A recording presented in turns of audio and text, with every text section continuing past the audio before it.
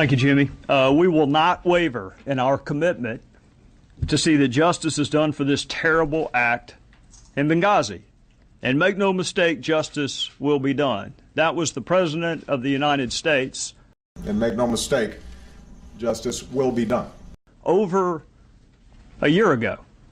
We're investigating exactly what happened. But my biggest priority now is bringing those folks to justice. That was the President of the United States over a year ago. No one has been arrested. No one has been prosecuted. No one has been brought to justice. We don't even have access to the witnesses. You in the media were good enough for my 16 years as a prosecutor not to tell me how to do my job. And so far in Congress, y'all have been good enough not to tell me how to do my job. I'm not telling you how to do your job. But I'm going to ask you some questions, and if you can't answer these questions, then I'll leave you to draw whatever conclusion you want to draw about whether or not the media has provided sufficient oversight. Can you tell me why Chris Stevens was in Benghazi the night that he was killed? Do you know? Does it bother you whether or not you know why Chris Stevens was in Benghazi? Do you know why we were the last flag flying in Benghazi after the British had left and the Red Cross had been bombed?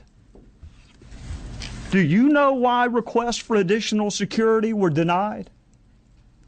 Do you know why an ambassador asking for more security days and weeks before he was murdered and those requests went unheeded? Do you know the answer to why those requests went unheeded?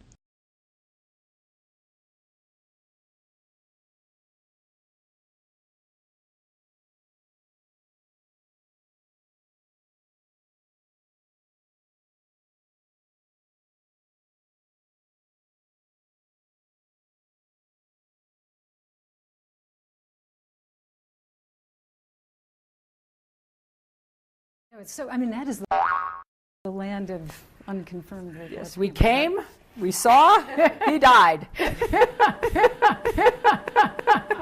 it have anything to do with your visit? No, I'm sure it did.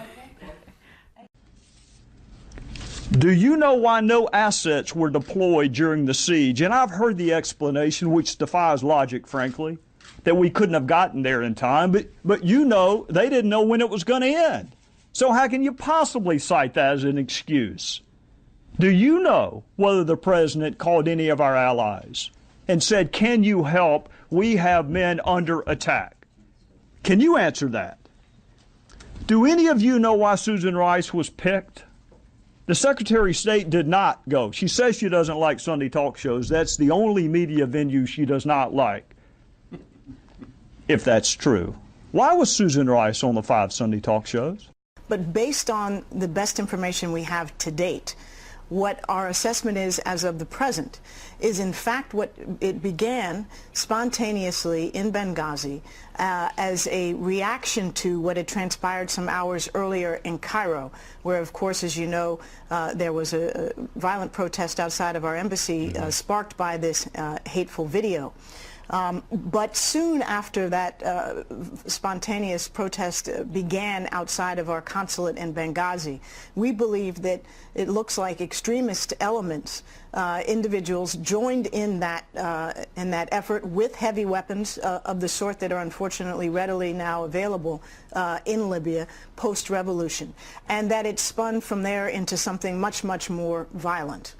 But you do not agree with him that this was something that had been plotted out several months ago? We do not have information at present that leads us to conclude that this was premeditated or Thank you very much. I just want to make it clear. Clear for the record that on September 16th, Ambassador Rice went on TV, and I'm assuming it was at the direction of this administration. She was not there on her own. I'm sure she has better things to do on a Sunday morning. And she went to specifically tell the American people that all of the intelligence information led to only one conclusion, when it is clear that intelligence experts, security experts, and even Ambassador Kennedy, looking at the information that was happening on TV, could have concluded something different. I think that's outrageous, and it is shameful. Do you know the origin of this mythology that it was spawned as a spontaneous reaction to a video? Do you know where that started? Do you know how we got from no evidence of that to that being the official position of the administration? In conclusion, Congress is supposed to provide oversight. The voters are supposed to provide oversight. And you were supposed to provide oversight. That's why you have special liberties, and that's why you have special protections.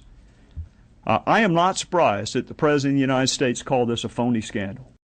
Senator John McCain and Senator Lindsey Graham both said today that they want to have Watergate-style hearings on the attack on the U.S. consulate in Benghazi, and said that if you nominate Susan Rice to be Secretary of State, they will do everything in their power to block her nomination.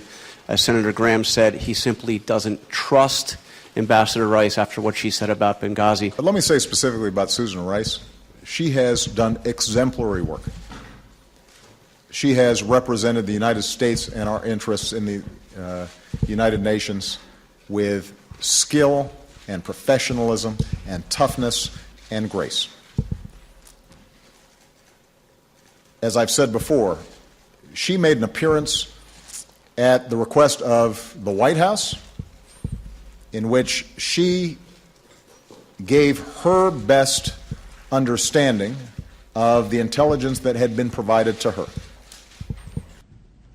I'm not surprised that Secretary Clinton asked, what difference does it make? I'm not even surprised that Jay Carney said Benghazi happened a long time ago.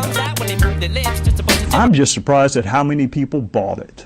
Nowadays, everybody wanna talk like they got something to say, but nothing comes out when they move their lips. Just a bunch of gibberish, and motherfuckers act like they forgot about Dre.